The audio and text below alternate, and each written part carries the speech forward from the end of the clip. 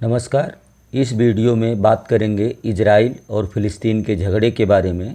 इसका तीसरा पक्ष फ़िलिस्तीन का चरमपंथी संगठन हमास भी है। हमास का नाम इस वीडियो में कई बार आएगा, आप इस पर गौर कीजिएगा। इजराइल और फ़िलिस्तीन के बीच झगड़े की असल वजह क्या है, आइए इसको समझते हैं।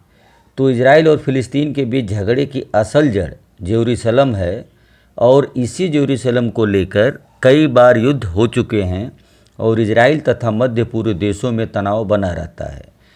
जब वर्ष 1948 में इजराइल एक राष्ट्र के तौर पर स्थापित हुआ तो उसे मध्य पूर्व के बहुत से इस्लामिक देशों ने एक राष्ट्र की मान्यता नहीं दी।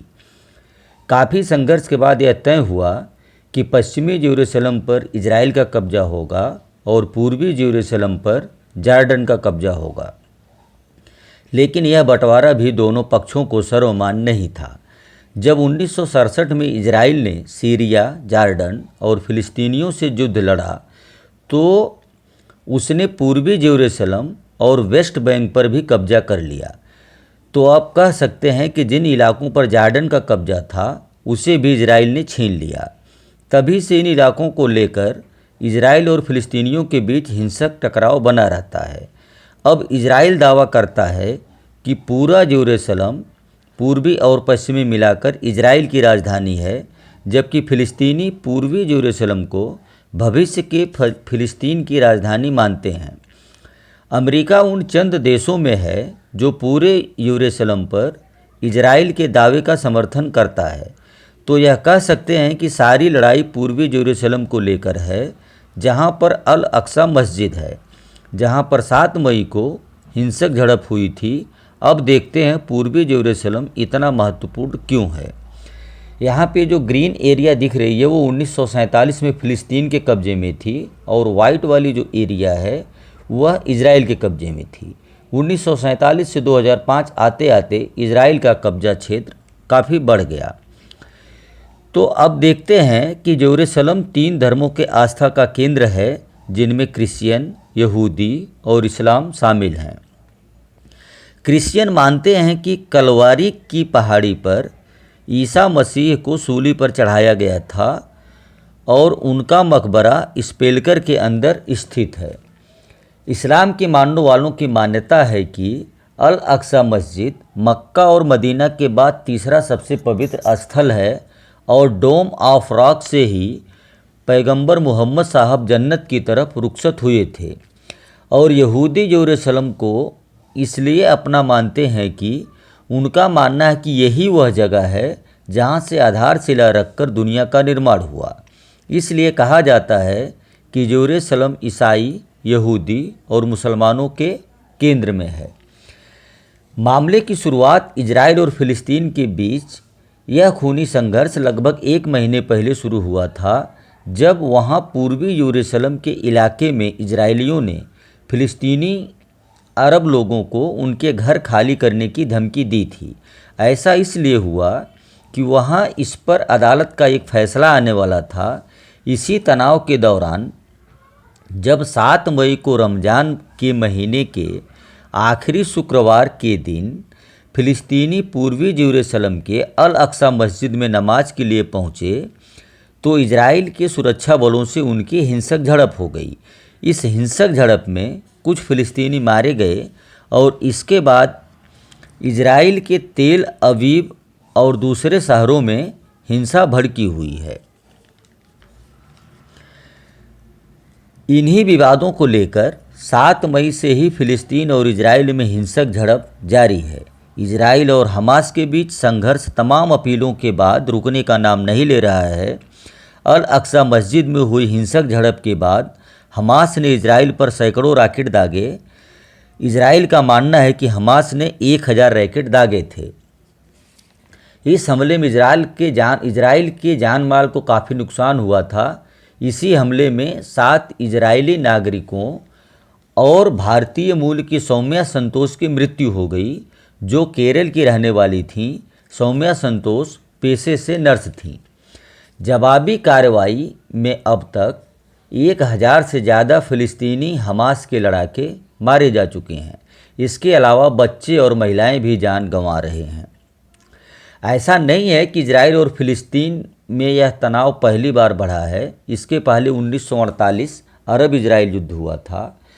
1956 में इजराइल ने मिस्र के सिनाई प्रायद्वीप पर आक्रमण किया, जिसका उद्देश्य तिरान जलडमरू को फिर से खोलना था, जिसे मिस्र ने 1950 से इजरायली शिपिंग के लिए रोक दिया था। मिस्र को इजिप्ट भी कहते हैं। सबसे महत्वपूर्ण और निर्णायक लड़ाई 5 जून से 10 जून 1967 तक लड़ी गई, जिसमें एक तरफ इजराइल था तो दूसरी तरफ अरब के मिस्र, सीरिया, जॉर्डन मुख्य भूमिका में थे, जबकि ईरान मामूली भागीदारी के साथ और लेबनान भी हवाई हमले में शामिल था। अगर यह कहा जाए कि इजराइल से 5 अरब देश केवल 6 दिन में हार गए तो गलत नहीं होगा। इस निर्णायक युद्ध के बाद इजरायली सेनाओं का आत्मबल इतना बढ़ गया है कि जिसके कारण वो 1973 का युद्ध आसानी से जीत गए। अब आप बार बार यह सुनते हैं कि इजराइल और हमास के बीच में संघर्ष चल रहा है, तो इसमें फिलिस्तीन कहाँ है? असल में हमास फिलिस्तीनी क्षेत्र का सबसे प्रमुख इस्लामी चरमपंथी संगठन है। इसका गठन 1987 के जन आंदोलन के दौरान हुआ था। इसके बाद से फिलिस्तीनी क्षेत्र से इजरायली सेना को हटाने के लिए संघर्ष चल रहा है। इस समय गाजा पट्टी पर हमास की ही सरकार है, यानी गाजा पट्टी पर हमास की राजनीतिक पकड़ बहुत मजबूत है। हालांकि गाजा के नागरिक हमास से नाराज इसलिए रहते हैं कि हमास लोगों के कल्याण कार्यों पर ध्यान न देकर हथियार गोला बारूद पर ज़्यादा ध्यान देता है। इजराइल और फिलिस्तीन की लड़ाई में हमास के दर्जनों कमांडर मारे जा चुके हैं, जिनकी पुष्टि करने के लिए इजराइल ने कमांडरों का फोटो शेयर किया है। जब हमास के तरफ से रॉकेट दागे जाते हैं तो इजराइल की आयरन डोम मिसाइल सिस्टम उन रॉकेट को हवा में ही नष्ट कर देती है, पर कुछ अमेरिकी विशेषज्ञों का मानना है कि आयरन डोम की सक्सेस रेट 90 से 95% तक ही है। खैर, इससे क्या फ़र्क पड़ता है, कहना तो लोगों का काम है, कुछ तो लोग कहेंगे। आयरन डोम सिस्टम इजराइल के लिए आन बान शान है, जिसका मुरीद अब अमेरिका भी हो गया है और इसको खरीदने जा रहा है। आयरन डोम एक छोटी दूरी का एयर डिफेंस सिस्टम है। इजराइल की सैन्य शक्ति और टेक्नोलॉजी के आगे बड़े बड़े देश नहीं टिकते हैं। यहाँ तक कि भारत रक्षा के क्षेत्र में बहुत से हथियार इजराइल से खरीदता है। कुछ क्षेत्र में इजराइल अमेरिका, जापान, चाइना आदि देशों से बहुत आगे है। आपको जानकर हैरानी होगी कि भारत बालाकोट की एयर स्ट्राइक में जिस बम का प्रयोग आतंकी कैंप को नष्ट करने में किया था, वह बम इजराइल का बना हुआ था। कुछ देश इजराइल के खिलाफ आवाज़ उठा रहे हैं। इजराइल युद्ध कौशल में कितना निपुण है, इसका एक उदाहरण देखिए।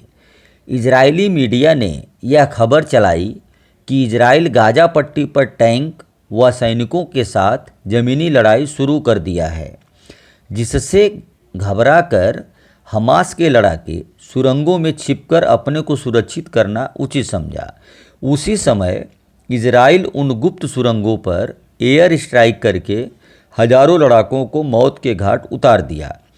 यहाँ देखिए, इजरायली हमले में गाजा स्थित हमास कार्यालय जमींदोज हो गया है। इस पर इजराइल की तरफ से बारी बारी से 4 रॉकेट दागे गए थे, जिससे बहुमंजिला इमारत जमींदोज हो गई। अब इस समय गाजा पट्टी में जितना नुकसान हो रहा है, जान का, माल का, उसमें सारे लड़ाके या सारे दोषी लोग ही नहीं मारे जा रहे हैं। उसमें आम नागरिक भी मारे जा रहे हैं, छोटे छोटे बच्चे मारे जा रहे हैं, औरतें मारी जा रही हैं।